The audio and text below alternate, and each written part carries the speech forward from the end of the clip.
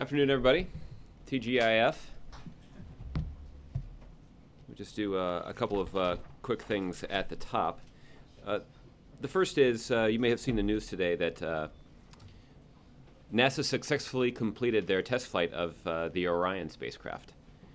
This is a new dawn, this is a dawn of a new chapter in space exploration. It certainly is an important milestone in achieving President Obama's bold vision of sending humans to an asteroid in the 2020s and on to Mars in the decade after. Everybody here at the White House sends along our congratulations to the men and women of NASA and their commercial partners for this successful test launch, and we look forward to future milestones as we send our brave explorers out into the solar system. That's the first thing. The second thing is a scheduling update. On Monday, the President will host here at the White House Prince William, the Duke of Cambridge, for a meeting in the Oval Office. The Vice President, Dr. Biden, will also host the Duke of Cambridge for a separate meeting at the White House. The Duke of Cambridge, who is visiting New York with the Duchess from December 7th through the 9th, will travel to Washington on December 8th to deliver remarks at the World Bank, where he will discuss efforts to fight illegal wildlife trafficking. The President welcomes the Prince's work in this global fight against what is both a national security threat and a devastating environmental problem. In February, this past February, in support of the President's executive order and in conjunction with efforts at the London Conference on the Illegal Wildlife Trade, which the Duke of Cambridge attended, the administration announced its own national strategy for combating wildlife trafficking. That strategy mobilizes the entire U.S. government to combat this threat. This will be the Duke's first visit to Washington, D.C. The President looks forward to thanking the Duke of Cambridge for the hospitality shown to him by the royal family during the President's recent visits to the United Kingdom. This visit underscores the special relationship between the United States and the United Kingdom. So we'll have a little royalty in the house on Monday. So I believe that the Duchess is not planning to travel to Washington. So with that, Nedra, try to follow that up. Thanks. I don't know if this news will compare, right? The Defense Secretary, first of all. Can you give us some sense of what kind of conversations the President and his nominee had today? Is he looking for a change in direction at the Defense Department to keep things the same? Did they talk about Islamic State, Russia? Anything you can tell us? I don't believe they had the opportunity to have an extensive, detailed discussion prior to today's event, but I can tell you that as the President alluded to in his remarks, the President has had a number of conversations with Mr. Carter in the context of his previous service to this administration in this country as the Deputy Secretary of Defense. The President certainly intends to rely very closely on Mr. Carter's advice and expertise on a range of areas. His strategic thinking will be very valuable as we consider the range of threats that are facing this country, and the President is looking forward to Mr. Carter receiving careful consideration by the United States Senate, but also swift confirmation and in bipartisan fashion. Is he looking for a change in direction at the Pentagon? Well, we talked a little bit over the course of the last couple of weeks about the President's decision that new leadership was needed at the Pentagon, but the challenges that Secretary Hagel has managed quite well are challenges that will endure and will continue to confront this country and the next Secretary of Defense as well. And so the President is looking forward to having somebody with Mr. Carter's experience and evident talents to confront many of these challenges and to lead this large department as they guarantee the protection of the American people. On Ferguson, I saw that the President did an interview today with BET.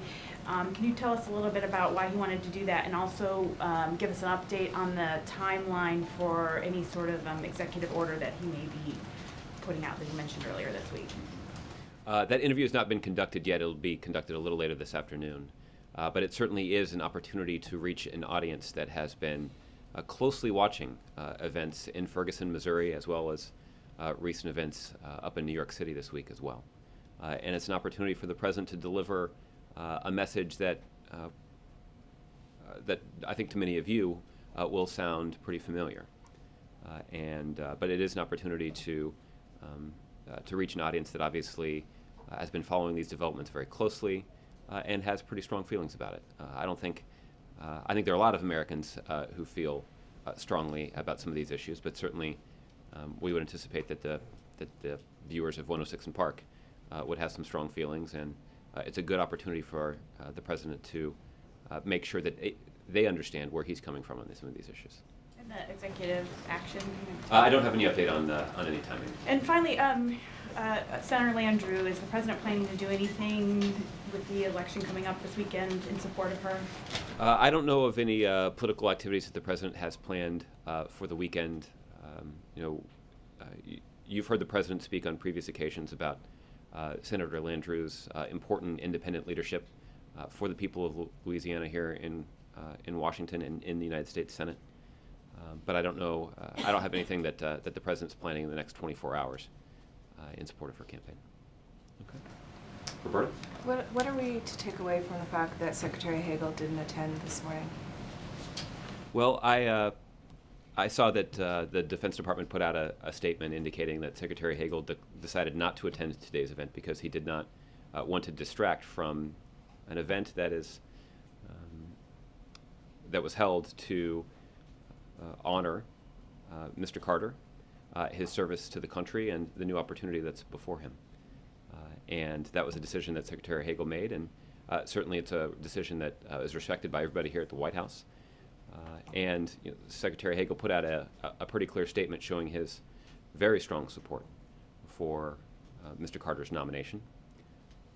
And so, for any additional questions about the Secretary's schedule, I'd refer you to the Department of Defense. Was the president disappointed that he didn't come?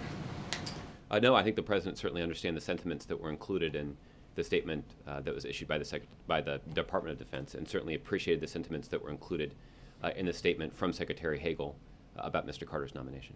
And did Hagel give the president some advance notice that he wouldn't be coming? Well, that's how we knew. Yes. But we shouldn't view this as a snub of any kind. I certainly don't think that Secretary Hagel intends it that way, and I think it's evident from the statement that he issued in his own name today that he is very strongly supportive of the president's decision to nominate Mr. Carter for this role. Okay. Michelle? Given that it was announced that Hagel would be attending ahead of time, clearly the White House wanted him to be there, no? No doubt about that. And the change that happened late then, was that a surprise to the president? I wouldn't characterize it as a surprise. I'd characterize it as a decision that was made by Secretary Hagel. But he was very clear in the statement that he issued today that he strongly supports the president's decision to nominate Mr. Carter to succeed him at the Department of Defense. He, like the president, believes that Mr. Carter has all of the qualifications and experience that's necessary to confront the challenges that no one knows better than Secretary Hagel himself. And he's described it as being a mutual decision, that there would be a change of leadership needed, but it hasn't really been explained so much why that change of leadership was necessary now, especially since he went on to say that he could have done the job and it wasn't a problem that he had. Well, again, this is the result of a number of conversations between the President and the Secretary of Defense, and I want to protect the privacy of those conversations, and those were also conversations that were held with just the two men in the room. So any sort of account that I could provide would be second or third hand at best. I think, again, Secretary Hagel is somebody who has honorably served this country in a variety of roles.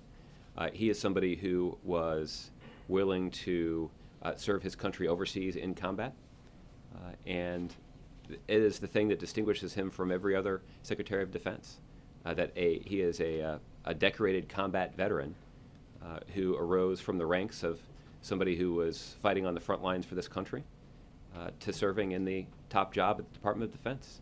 That is a testament to Secretary Hagel's talent. It's a testament to his love for this country. And it's a testament to his commitment to serving the people of this country, and that is service that the President was pleased to have the opportunity to pay tribute to here at the White House a week or two ago. And I'm confident that the President will have additional opportunities to pay tribute to Secretary Hagel and to his service to this country. And given all of that and all that has been said about Hagel's service by the White House, doesn't this strangeness of Hagel being announced at this meeting and then not showing up, doesn't that kind of highlight the tension that's been reported on so much surrounding the position and then continue to cloud it now that there's a new nominee? Well, I don't. I'm not sure that there's anything that's clouded. I think that everybody's been pretty straightforward about what exactly has happened, with the exception of a detailed readout of the private conversations between the Commander in Chief and the Secretary of Defense. I would acknowledge that we're not being particularly forthcoming about the details of those conversations, but the outcome of those conversations is something that has been discussed extensively by the President himself, by the Secretary of Defense, and certainly by me here on a number of occasions. So, I think there is no doubt about Secretary Hagel's commitment to the job that he has filled very ably over the last 2 years. There's no doubting his commitment to serving this country. And there's no doubting his strong support for Ash Carter to be the next Secretary of Defense. And I think that certainly is indicative of what continues to be a strong personal relationship between the President of the United States and Secretary Hagel. Okay. Chris. Thanks, Josh. I asked on the issue of openly transgender service in the military. I asked about this before, and you talked about an ongoing review at the Pentagon. What impact does the White House think this changed leadership at the Pentagon will have on those efforts? I wouldn't anticipate that any ongoing reviews would face a dramatic change as a result of the new leadership in that building. But for an update on that process, I'd refer you to the Pentagon. Talking about ongoing review, but when I asked the Pentagon about this, they say no review has been ordered. Why do you think there's that discrepancy? Well, I would refer you to them. I mean, we can try to get you some more details if you'd like. I'll be honest with you, I don't know a whole lot about this review, but if there's more information that you'd like, we can look into it for you. Does the President think that openly transgender service is a policy that could be implemented regardless of whomever's in charge of the Pentagon? Well, again, it's my understanding, and maybe I'll be corrected on this, but I understand that there is a review ongoing at the Pentagon on this question, but we can look into this a little bit for you a little further if you'd like. Okay. Victoria. Britain, from whom we inherited the grand jury system, dispensed with it many years ago because they found it ineffective and that it obviously favored the prosecutors so much. Do you think it's time for us to look at and have a review of our justice system and perhaps consider getting rid of the grand jury system?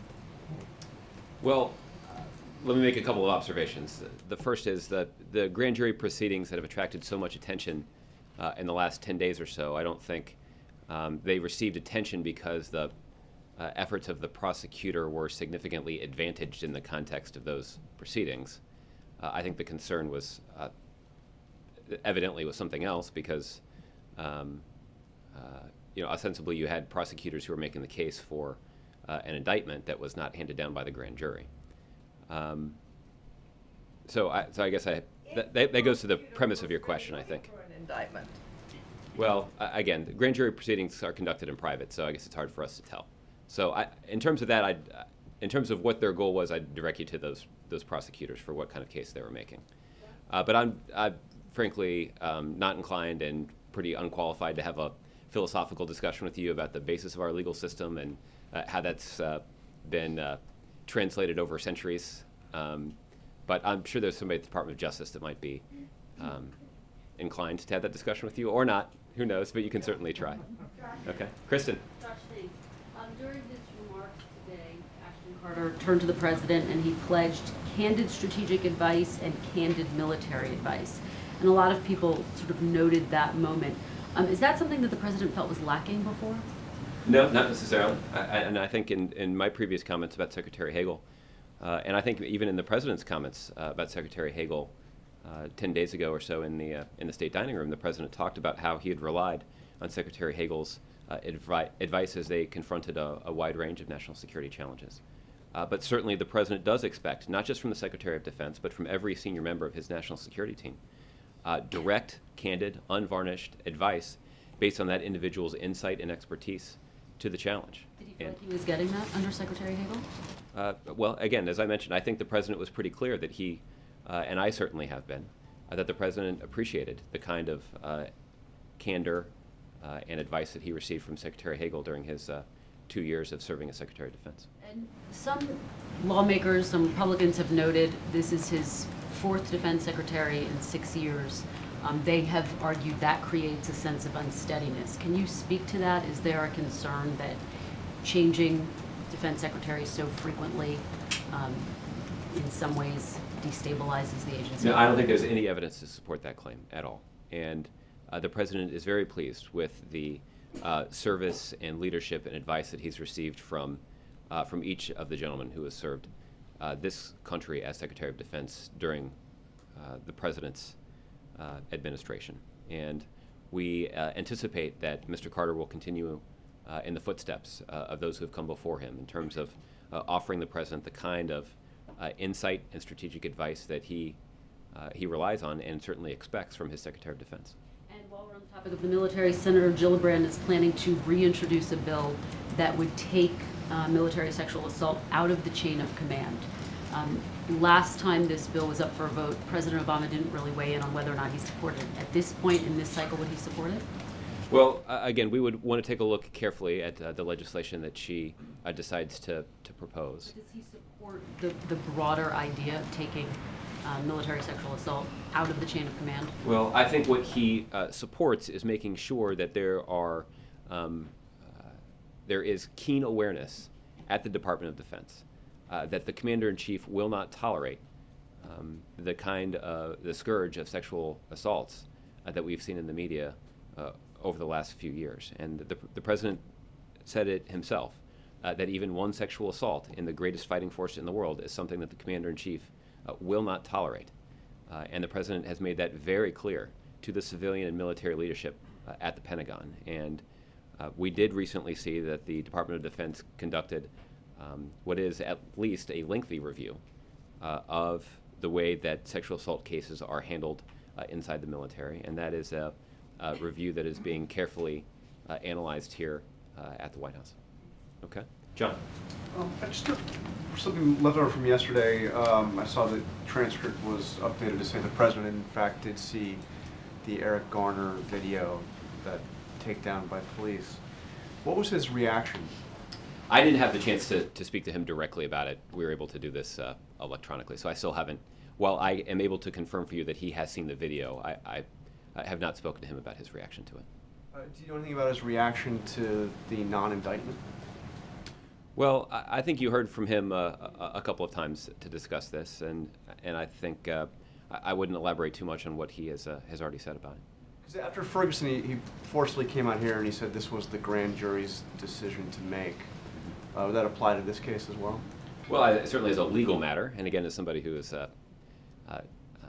not particularly credentialed when it comes to legal matters, but as a legal matter, it clearly is the decision that was handed down by the grand jury that is consistent with the legal process. But what's also true of the legal process is that is now subject to an investigation by federal attorneys, both in the Eastern District of New York as well as at the Civil Rights Division at the U.S. Department of Justice. But I guess what I mean is, was he, I mean, so many people were just shocked that this case ended up without an indictment, with that video seemingly so obvious to, anybody who saw it. Did the President have a similar kind of shock? I mean, I know he doesn't want to, second guess involved stuff, but was he surprised? I haven't had a specific conversation with him in terms of his reaction to the video or to the immediate decision beyond what he's said in public. Okay, and then there's two other quick things. One,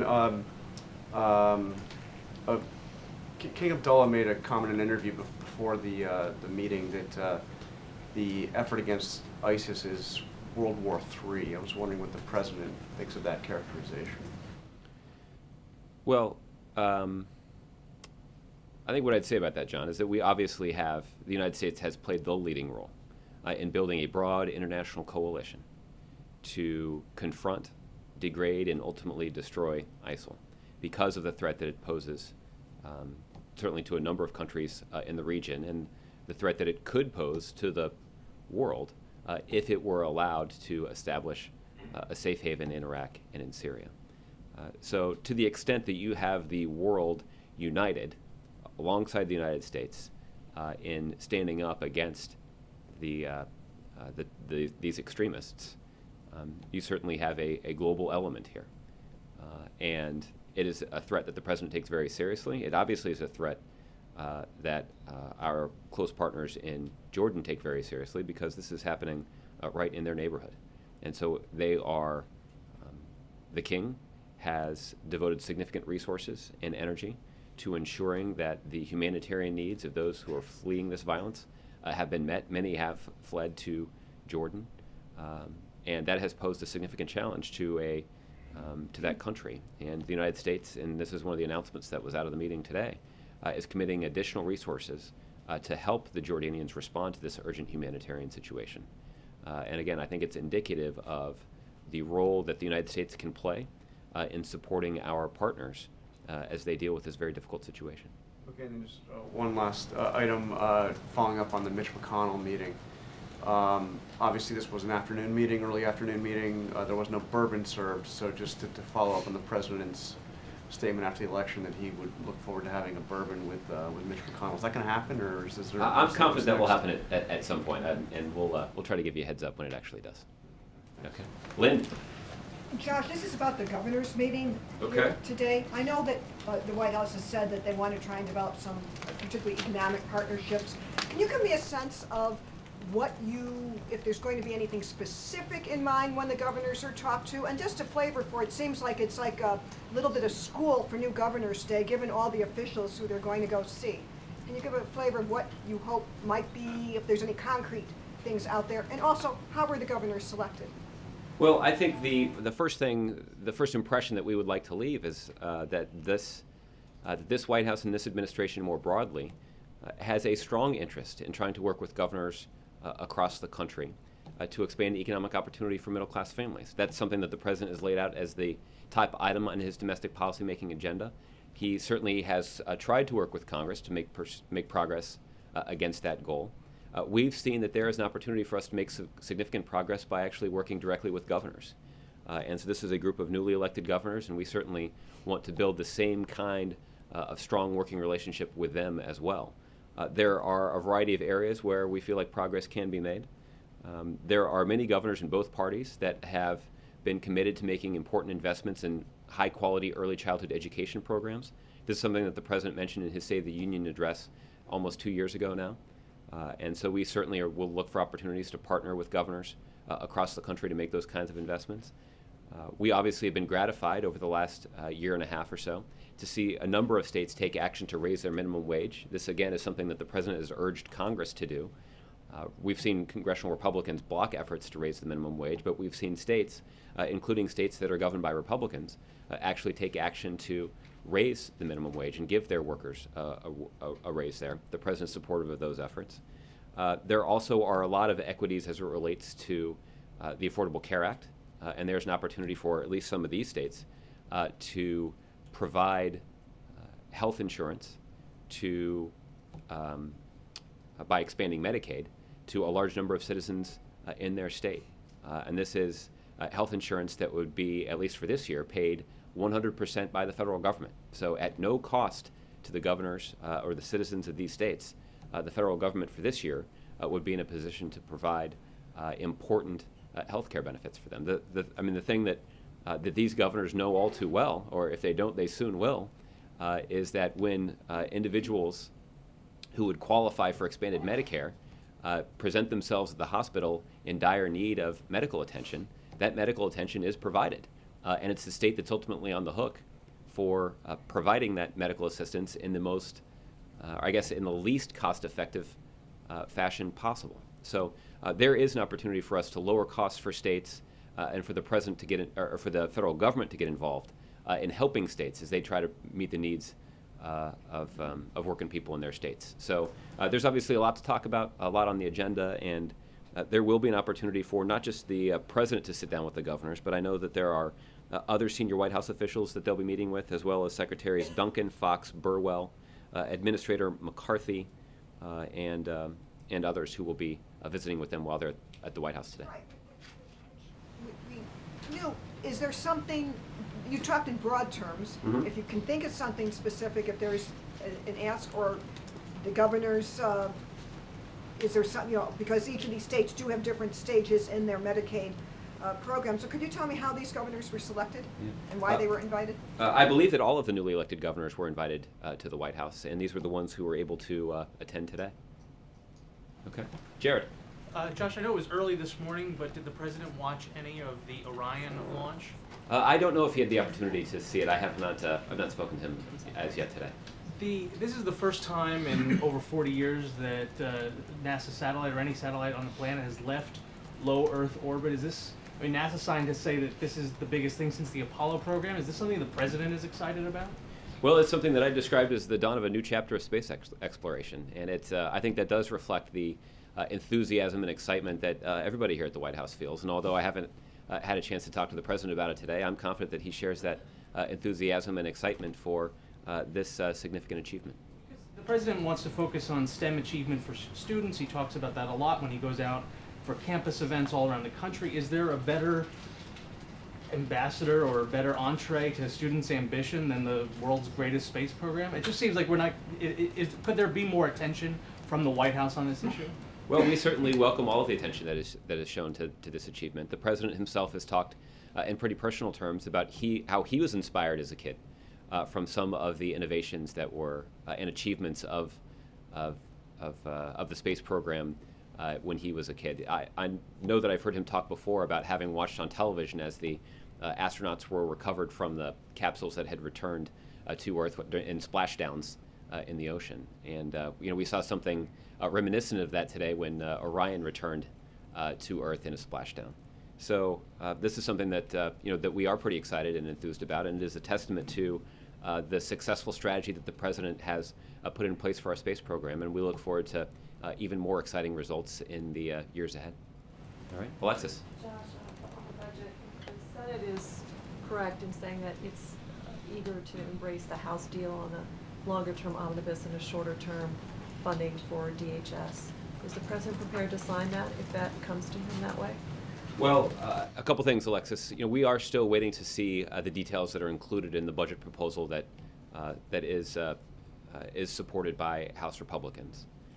There have been a number of conversations between White House officials and administration officials with members and staff on Capitol Hill in both the House and the Senate. But we do continue, the second thing I'll say is that we do continue to believe that it's the responsibility of Congress to pass a full year budget for the full federal government. And that is what Congress is responsible for doing. And there are a lot of Americans who, on this cold and cloudy Friday, got out of bed early and went to work because it was their responsibility to do so. And we certainly would expect, and I think more importantly, they expect their representatives in Congress to do the same thing. And what we are expecting Congress to do is to get out of bed early this morning, soldier through the cold and the gray, and take action to pass a full year budget for the full federal government. They all lumber out of bed and don't honor your preference. Is the president going to veto whatever they produce? You don't seem to be in any way indicating that the president is going to block. I did not come prepared today to issue a new veto threat, but I did come prepared today to make clear that our strong preference is for Congress to do only what they're supposed to do, and that is to pass a full year budget for the full federal government. At the same time, we'll consider what kinds of proposals are passed through the House and the Senate, and we'll reserve judgment on them. But it is clear what basic responsibility Congress has, and we hope they will take action to fulfill it. One other budget question to follow up on Lynn's question about the governors. As we all know, there are a range of governors, 17 at least, who are concerned about the president's immigration action in the context of their own budgets. So will the president be able to outline to those governors who are concerned about the budgetary impact of his executive action why he feels strongly that this will all work out, or that the federal government is very sensitive to this, or how will he respond to questions that he may get about that? Well, I'm not aware of any significant or negative budgetary impact on states as a result of the executive action that the president announced a couple of weeks ago. I know that one of the key reforms that was included in these executive actions was an extensive overhaul, and I think even a replacement of the Secure Communities program. This was a part of an effort to try to strengthen the working relationship between local law enforcement communities and the federal government, and that it would actually remove some red tape and make it easier for local law enforcement and the federal government to coordinate their efforts to protect communities, large and small, all across the country. And I think that's just one example of how the president's executive action will actually make it easier for the federal government and local law enforcement, both at the state and local level, to protect communities all across the country. Okay. Major. Josh, can you give us the specifics on the Jordan increase in aid? Is this new money? Is it something that needs to be in the CR? What are the details? I think that we'll have more details in a fact sheet that's out a little later today. But what the president did announce was a commitment, both in terms of resources to help Jordan manage the humanitarian situation in their country. I believe there also was an announcement related to additional economic assistance that would be provided to our partners in Jordan. As you know, the king has been a pretty strong advocate of some economic and political reforms in his country. He deserves a lot of credit for that, and the United States wants to be supportive of those ongoing reform efforts. And that's one way that we can be supportive of those efforts. But we'll have some more details. Do you know if it's new money that has to be dealt with in the CR? I don't know the funding details on this, but we can get back to you on that.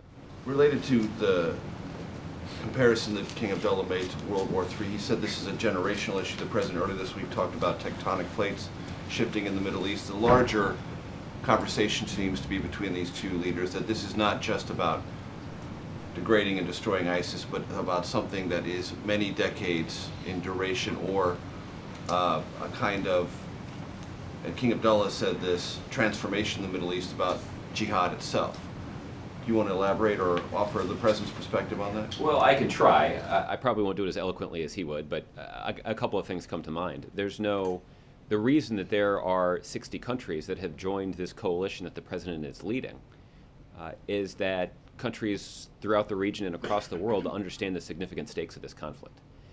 And I don't think there's anybody who is attempting to downplay them. The second is we have seen, even before sort of this more recent rise of ISIL, that the broader Middle East is working through some very tumultuous issues.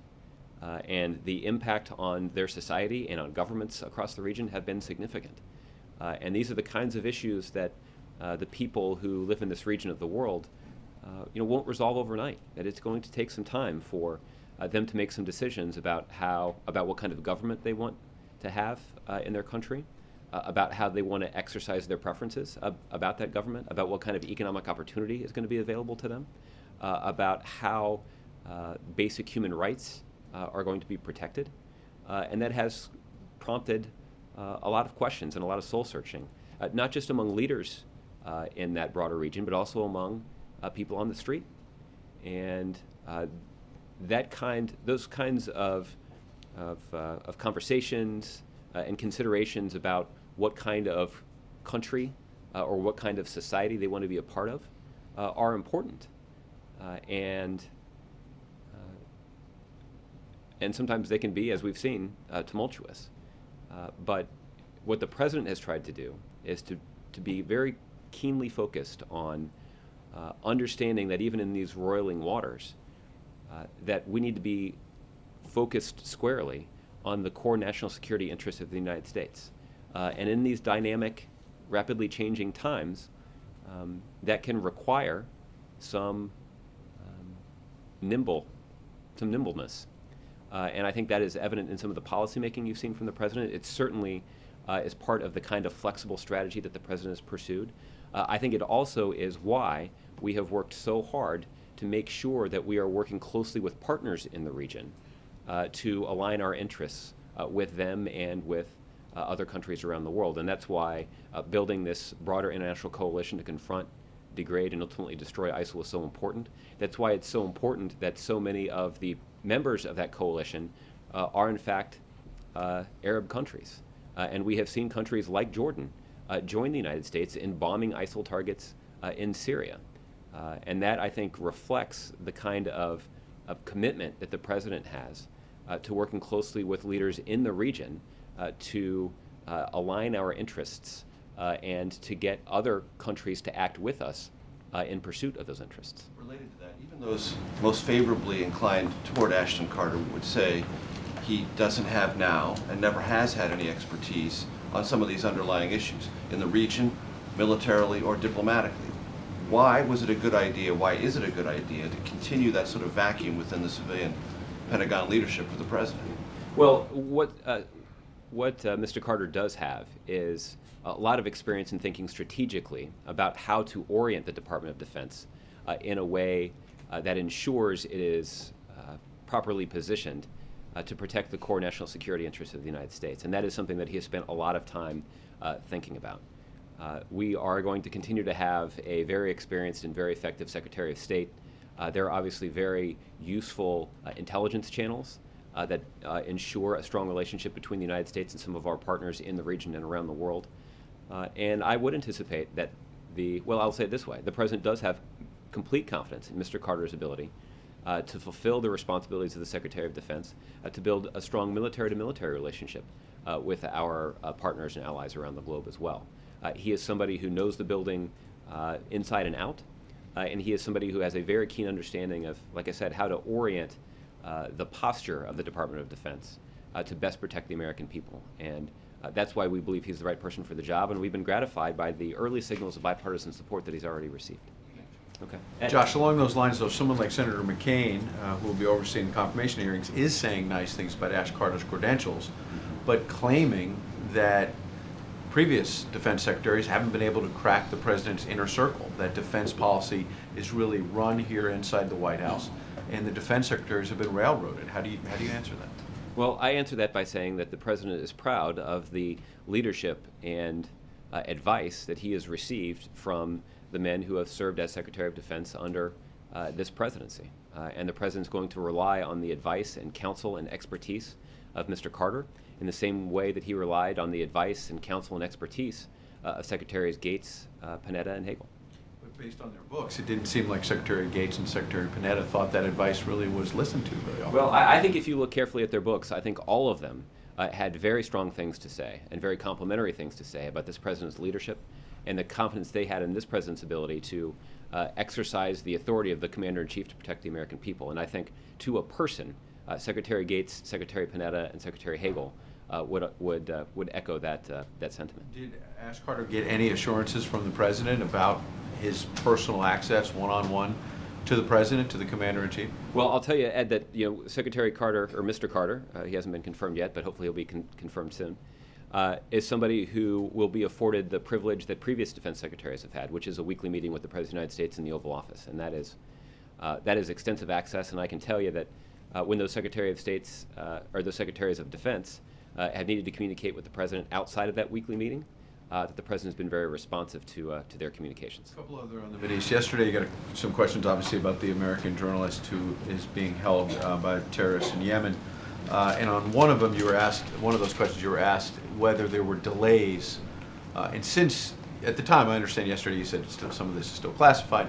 Since then, there have been more reports laying out more information suggesting there were some delays here. Was it a hesitation inside the White House to move forward and try to get him, or were there problems, gaps in the intelligence that justifies waiting? Well, there are still some significant limits on what I can say about what is still a classified operation. But what I would reject in the strongest possible terms was that there was any delay here at the White House in approving this mission. Once the intelligence and the concept of operations had been developed by military planners and approved by the Secretary of Defense, it was forwarded to the White House. And while at the White House, it did go through an interagency process that was as rigorous as you would expect it would be. There was careful consideration about the risk that this operation would pose for our men and women in uniform. There was careful consideration of the intelligence. There was careful consideration of the kind of diplomatic equities that are involved. There are important questions that are raised when an operation like this is taking place in a foreign country. There are important diplomatic questions that are raised when there's the potential that some of those who may be rescued are of a different nationality, are citizens of another country. There are important equities raised when it comes to either killing or even capturing extremists. And so thinking through all of those things is something that is important, that's consistent with the way that the process worked in previous administrations. And it's not something that only involves White House personnel. It involves, as I mentioned, defense, intelligence, diplomatic channels, and others. So there was careful interagency consideration that was given to this plan after it was signed off on by the Secretary of Defense. But I can tell you that it was something that was approved by the Commander-in-Chief after that review in much less than 48 hours. Last one, staying in the Mideast. There are reports that the administration is considering sanctioning Israel over the settlements issue. I wonder if you could say true or false. Well, I've been informed of some of these reports, and what I can tell you is that I'm not going to talk about any sort of internal deliberations inside the administration, and certainly not inside the White House. But I will say something that I have said many times before, which is that Israel is a close and strategic partner of the United States of America. And I don't need to remind you of the strong and unshakable bonds that exist between the United States and Israel, and the United States' exceedingly strong commitment to the security of the nation of Israel. That said, we've also been crystal clear about our view of settlement activity. That view has not changed. We believe that settlements are illegitimate, and we have deep concerns about highly contentious planning and construction activities that the Israeli government is pursuing in East Jerusalem and the West Bank. We believe that those kinds of activities are counterproductive. We made those views clear in public. We've made those views clear in private. So very clearly, you're not denying that sanctions are on the table against even an ally. I'm very clearly not denying that we have strong concerns about settlement activity that's underway in Israel, but it has not and will not affect the United States' strong commitment to the national security of the nation of Israel. But how can you be telling Congress, don't issue more sanctions against Iran, at the same time that you're considering sanctions against an ally in Israel? Well, again, I'm not going to comment on any of those reports about our discussions as it relates to Israel. Sanctions. You're leaving that door wide open here. No, I'm saying that I'm not willing to talk about. So there's no. You're not considering sanctions. I'm saying that I'm not willing to talk about those kinds of conversations. But what I am saying is that we have been clear about what our strategy is against Iran, and there is a historically tough sanctions regime in place against Iran. And those sanctions that were put in place by Congress and implemented by this administration have been effective, both in terms of exacting a heavy toll on the Iranian economy. We've seen their economic output been significantly negatively affected by this. We've seen a significant decline in the value of their currency. There are a lot of ways to measure the impact of this sanctions regime. And we do believe that while productive talks continue, that it would be unwise to put in place additional sanctions on Iran, only because the success of that sanctions regime depends upon the ability and willingness of our partners around the globe to enforce that sanctions regime. As we know, there's not a whole lot of business that's conducted between the United States and Iran directly. We're relying on other countries that actually do more business with Iran to abide by this sanctions regime. So far, we've gotten that kind of international buy-in that has really cracked down on the Iranian economy. It has prompted the Iranian leadership to come to the negotiating table with the United States and our P5+1 partners to try to resolve the international community's concerns about their nuclear program. So we've been clear about what our strategy is as it relates to Iran. I'm less willing to talk about any internal conversations about Israel. Okay, Mike. Cheerier news for you, probably. Okay, I'm for it. The jobs report today said that there I thought you'd never ask. 321,000 jobs. Comes a series of economic data that shows a strengthening economy. Investors certainly seem to like it. The Dow's heading toward 18,000 today. Yet Americans remain deeply dissatisfied with the economy. Do you think that that's partly because the administration has failed to sell this to Americans? Is this partly the administration's fault that Americans feel unhappy with the economy at this point? Or how does the administration analyze that? Well, I'll say a couple of things. I would anticipate that today's job report will have some impact on the public perception of the economy, as it should. That there are a lot of numbers included in this report to indicate that our economy hasn't just made a lot of progress in recovering from the worst economic downturn since the Great Depression, but that progress is actually starting to accelerate. And that's true whether you measure the number of jobs that were created, or even in this instance, that the strength included in the wage growth number is encouraging and cause for optimism, not just for people here in this building, but also for working people all across the country. A couple of interesting statistics. The first is we've now had 10 consecutive months of more than 200,000 jobs created. That's the longest streak that we've seen in 20 years. And I think that is a testament to how sustained this economic strength is. The other thing that I think is notable about this is that we've actually experienced more job growth in the last 11 months than we have in any year since 1999. So again, the strength that we're exhibiting here is significant, and particularly as it relates to the kinds of economic projections that have been in place over the last few years. As it relates to sort of the public appraisal of the economy, I think you heard from the president directly in the Roosevelt Room just a couple of hours ago that there is more work that needs to be done to make sure that middle-class families are benefiting from our strengthening recovery. There are, as you pointed out, some metrics to indicate that they aren't benefiting from it as much, that there are corporate profits are at an all-time high. The stock market continues to improve. We certainly welcome those signs of strength. We want to make sure that working folks are experiencing those kinds of benefits too. And that continues to be, as I mentioned in response to an earlier question, the focal point of the President's domestic policymaking agenda. Just very tangentially related.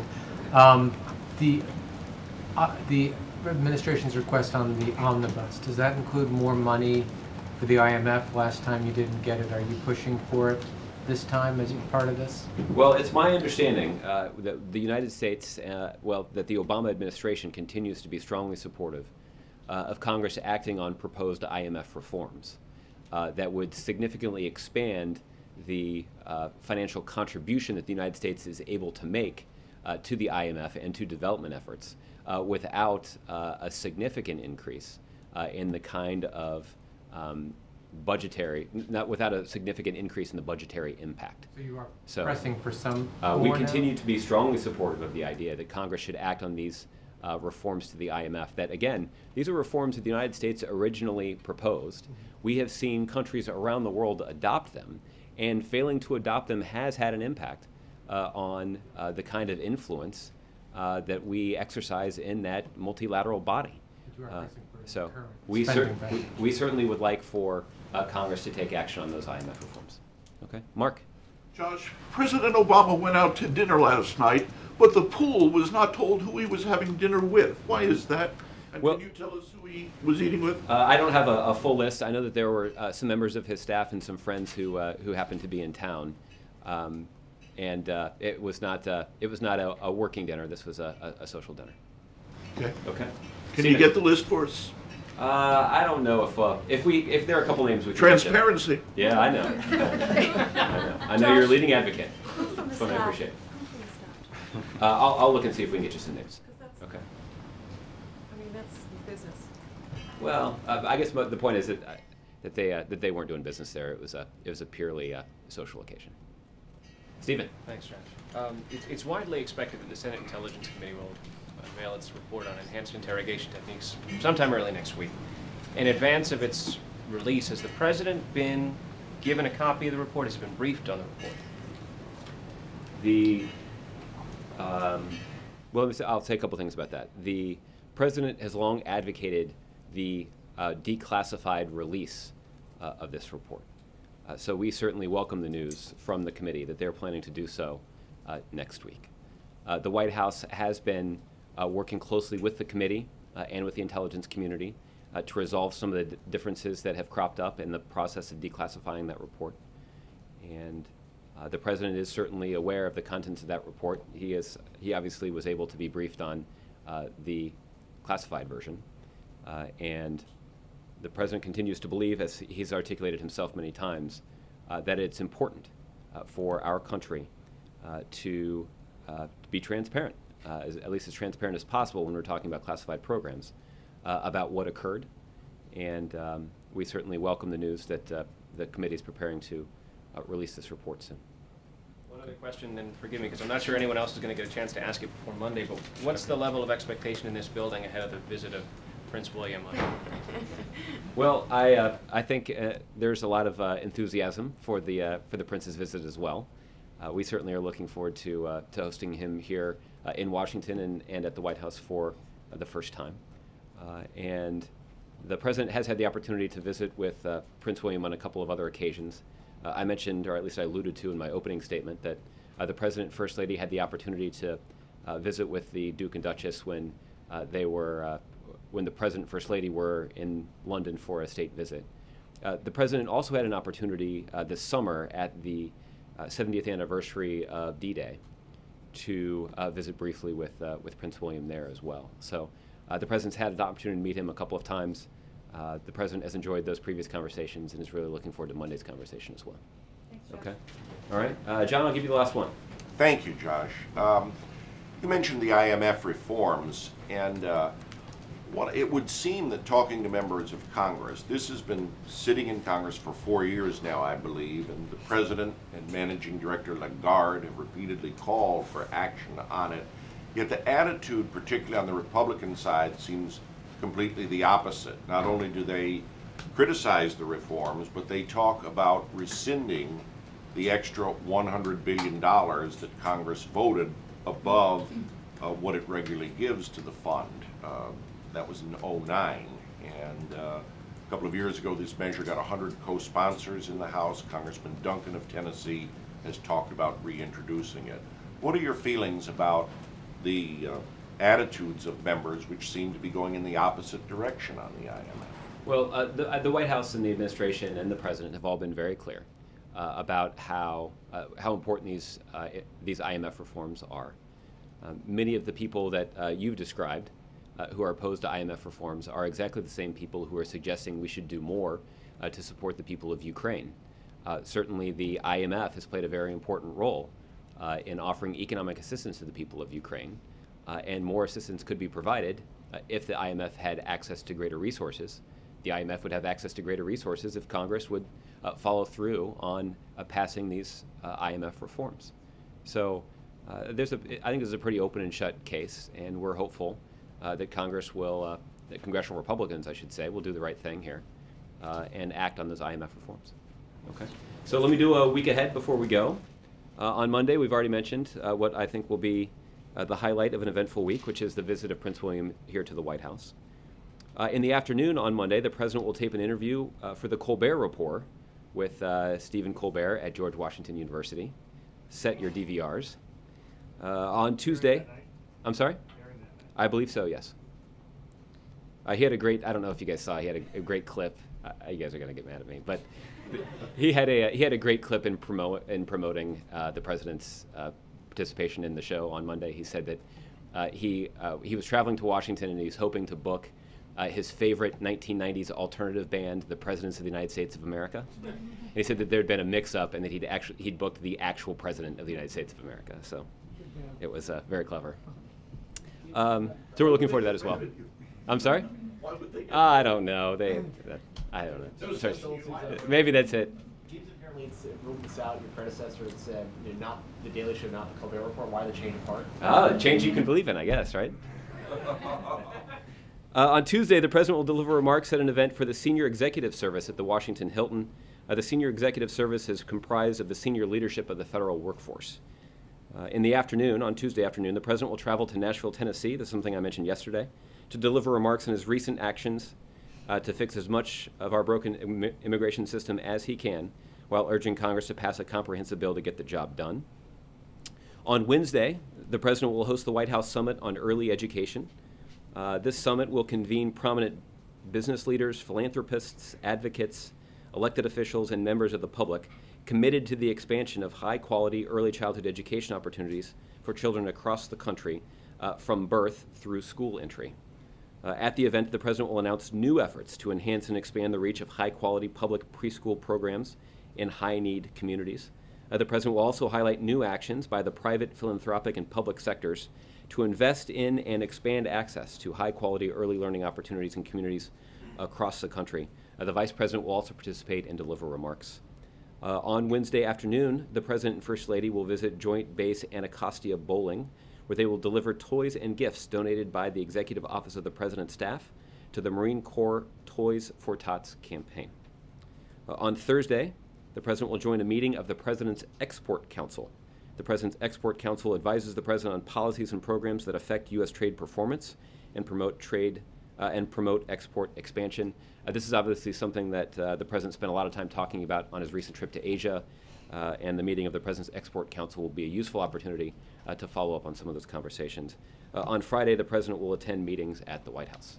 So Thank you all. Have an excellent weekend.